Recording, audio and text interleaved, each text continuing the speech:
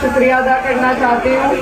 कोचाधामा की विधानसभा में यहाँ पर मौजूद हमारे सभी बड़े बुजुर्ग भाई और बड़ी तादाद में, बड़ी खुशी की बात है यहाँ पर मौजूद मेरी माएँ बहनें, आप सब ने इतना बेहतरीन, इतना सुंदर कार्यक्रम हमारे लिए रखा। मैं दिल से आपका शुक्रिया अदा करना चाहती हूँ। हमारे बीच में मंच पर उपस्थित आपके प्रत्याशी, राजद से कोचाधामा के प्रत्याशी मास्टर मुजाहिद साहब, जवादुल साहब, कैसर आलम साहब, रमीज राना सोनू जी, नसीम साहब, फौजी साहब, जैद साहब, आमिर बिनहास जी और मेरे बराबर में खड़ी आपकी प्रमुख साहिबा निशात जी, सभी लोगों का भी धन्यवाद कि आपने इतना अच्छा कार्यक्रम यहाँ पर उसका आयोजन कराया। आज हम आपके बीच में बेहद ही महत्वपूर्ण, बहुत ही जरूरी बात करने के लिए आए हैं।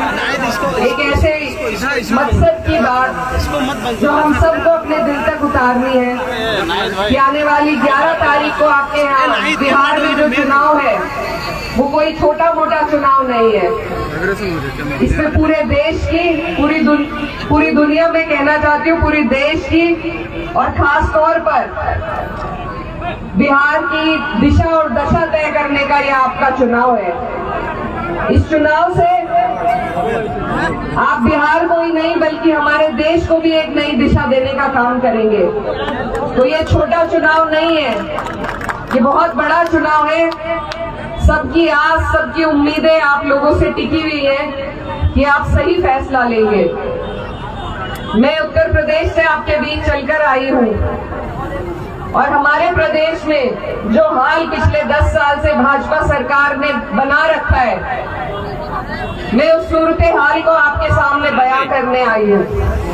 आज बहुत अच्छा लगा जिस तरीके से आपने के लिए झूठे मुकदमे लगाए जाते हैं, मकान तोड़े जाते हैं, पूरी उम्र लग जाती है एक आम आदमी की, पूरी उम्र लग जाती है एक आम आदमी की एक मकान खड़ा करने में। और जो जल्लाद सरकार हमारे ऊपर उत्तर प्रदेश में है वो मिनट नहीं लगा रहे, लोगों को रोजगार उनका दूर कर रहे हैं, उनके मकान तोड़े जा रहे हैं, झूठे मुकदमे लगा कर उन्हें जेल में डाला जा रहा है। अभी आप लोगों ने वो हाल नहीं देखा। अभी बिहार की जनता ने उत्तर प्रदेश जैसा भाजपा का राज नहीं देखा। इसीलिए मैं आपकी बेटी वहां से चलकर आई हूँ आपको आगाह करने के लिए, आपको ये जताने के लिए कि आप अपने ऊपर वो हाल मत आने दीजिए जो वहां हमारे ऊपर हो रहा है। हिंदू, मुस्लिम, हर भाई, हर जाति का व्यक्ति परेशान है। ये भाजपा की सरकार यहाँ पर भी वही हाल बनाना चाहती है। ये भी आप जा सकता। जब आपस में झगड़े होते हैं तो पड़ोस वाला सबसे पहले काम आता है, फिर ये नहीं देखा जाता कि वो हिंदू है या मुसलमान है। तो इस भाईचारे को, इस प्यार, मोहब्बत और भाईचारे को, ये जो गंगा जमुनी तहजीब है, जो हमारे देश की मिसाल है, भाजपा के लोग इसे तोड़ना चाहते हैं। और बड़ी अफसोस की बात है कि उनके इस एजेंडे में कुछ लोग ऐसे भी हैं जो आपको हमें बहकाने के लिए बीच में आते हैं। मेरी आपसे यही गुजारिश है कि आप किसी के बहकाए में मत आइए। लड़ाई सिर्फ 2 गठबंधन की है। भाजपा भी गठबंधन से जीतेगी, अगर जीती, और वो वहां तक भी नहीं पहुंच रहे हैं तो वो आपकी हमारी लड़ाई कैसे लड़ेंगे? हम उत्तर प्रदेश में विपक्ष में हैं और मैं आपको बताती हूँ कि विपक्ष का जनप्रतिनिधि होते हुए ये भाजपा वाले संविधान को नहीं चाहते, ये संविधान के तहत चलना नहीं चाहते। इन्हें जितनी ताकत मिलेगी ये आपके और हमारे खिलाफ कानून बनाने का काम करेंगे। तो आप इन्हें देना चाहते हैं वो ताकत? कैसे रोकेंगे?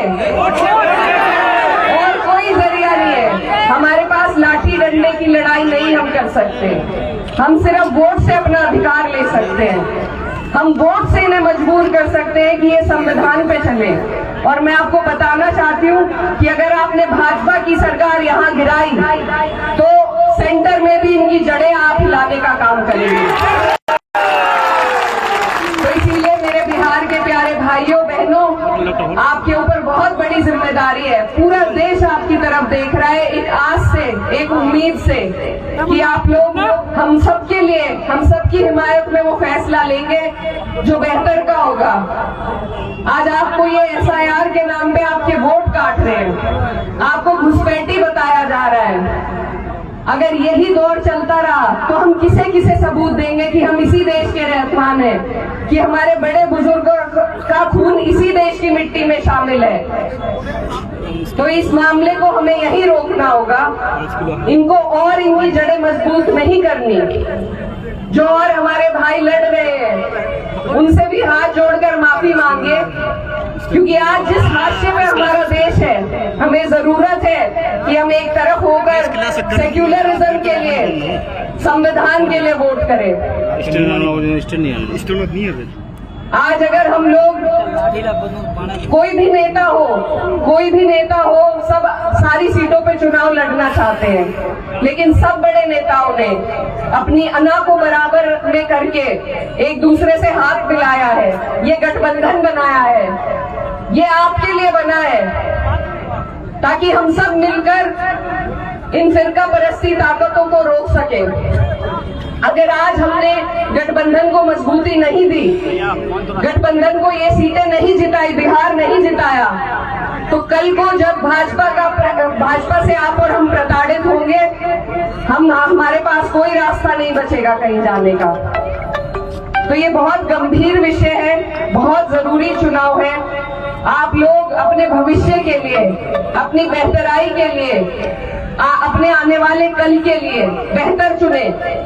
ये लोग 1 रुपए में पूंजीपतियों को कई एकड़ जमीन दे सकते हैं, लेकिन जब मैं यहाँ दौरा कर रही थी, हमारे भाई, हमारी बहनें जो गुर्बत में यहाँ पर बस रही हैं, उन्हें तो सरकार फ्री में कुछ नहीं देना चाहती है। हमारे भाइयों को यहाँ से बाहर रोजगार की तलाश में जाना पड़ता है। क्या वो सही है? वहाँ उन्हें हर तरह की प्रताड़ना झेलनी पड़ती है। जो मेरे भाई बिहार से उत्तर प्रदेश में काम करते हैं, उनसे पूछिए वहाँ पर क्या हाल है। वो हाल अपने यहाँ मत बनने दीजिए। आप लोग हमारे सिर पे सलाह रहे हैं, आप हमें आगे का रास्ता दिखाइए। मैं यही गुहार लगाने बड़ी दूर से आपके बीच आई हूँ, और मुझे उम्मीद है कि यहाँ पर आप लोग इस बात को मानेंगे, क्योंकि हमारे यहाँ पर बहन बेटी की बातें कोई नहीं टालता। बताइए मानेंगे या नहीं? बादशाह जी को जिताएंगे यहाँ पे? वादा कर लूं मैं इनसे, पक्का वादा। तो आप लोगों से गुजारिश है, आने वाली 11 तारीख है, महागठबंधन के प्रत्याशी हमारे मास्टर मुजाहिद साहब, लालटेन का इनका निशान है, और एक वोट। देखिए आज आपके हाथ में वोट की ताकत है, कल को ये कोई गारंटी नहीं है रहने देंगे या नहीं, कि ये SIR के तहत आपका वोट काट दे या नहीं। तो इन लोगों को रोकना है, और रोकने का जरिया सिर्फ महागठबंधन का है। तो आप सबसे गुजारिश है, एक तरफ होकर, एकजुट होकर, सबको जोड़कर वोट करें। और मैं जाते जाते अपनी बात खत्म करते हुए सिर्फ ये कहना चाहती हूँ कि ये जब्र भी देखा है तारीख की नजरों ने, ये जब्र भी देखा है तारीख की नजरों ने, कि लम्हों ने खता की थी और सदियों ने सजा पाई। तो ये लम्हा है आपके हाथ में, इस लम्हे की कदर कीजिए, कोई खता ना हो जाए, वरना हमारी पुश्तों को पछताना पड़ेगा। तो बस इतनी बात कहकर आपसे दुआओं की दरखास्त करती हूँ और आपसे विदा लेना चाहती हूँ। बहुत बहुत शुक्रिया। अल्लाह हाफ़िज़।